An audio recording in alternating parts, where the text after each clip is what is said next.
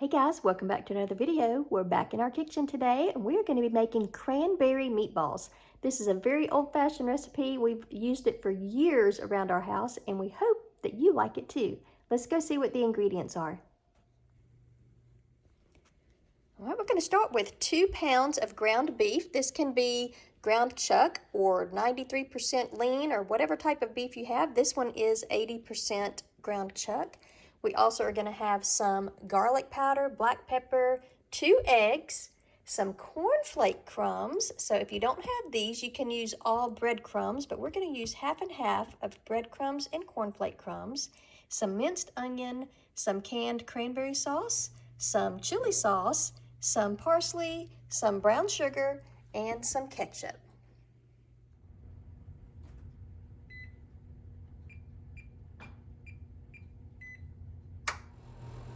All right, so we have our 2 pounds of ground beef. We have about a half a cup of breadcrumbs. These are plain, but you could also do panko breadcrumbs if you want.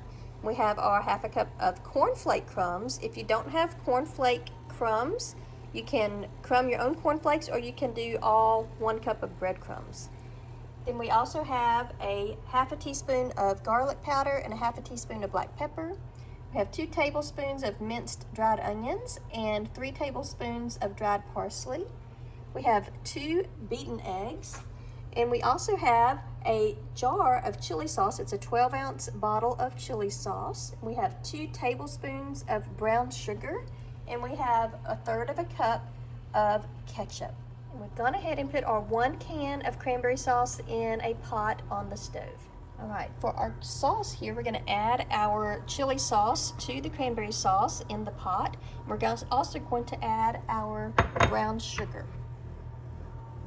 Okay, so we're going to get this started and put it on low while we cook our meatballs. All right, for our meatball mixture, we're going to combine all the rest of these ingredients. So we'll just start with our breadcrumbs and our corn flake crumbs, our spices, our eggs, and our ketchup. We're going to get them all nice and combined.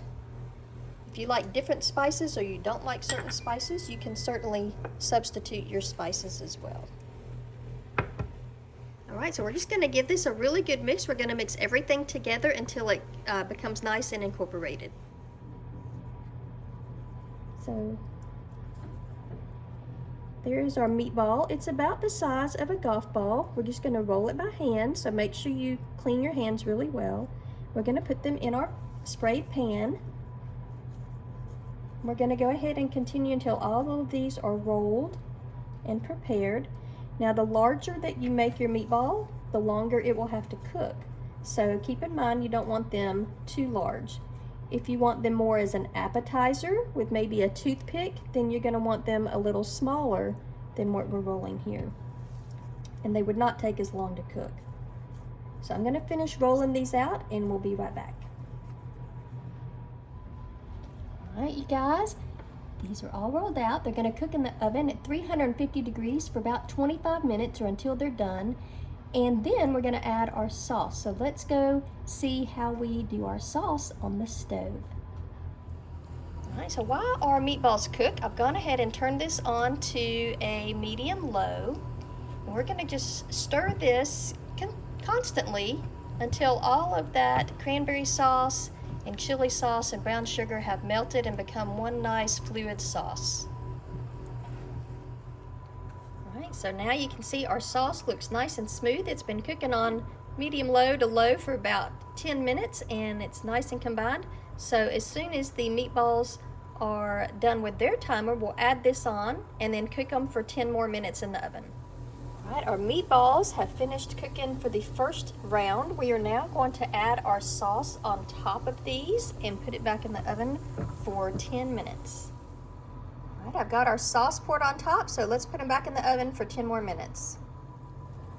All right, our meatballs have just come out of the oven. They look bubbling and delicious. They smell amazing. Well, these are the cranberry meatballs. They smell so good. We wish you had smell-o-vision. Thank you for watching. If you like this recipe, go give it a try. Let me know what you think. If you have a different recipe you want me to try, comment down below and let me know what you'd like to see me do next. Don't forget to like and subscribe, and we'll see you next time. Thanks. Bye.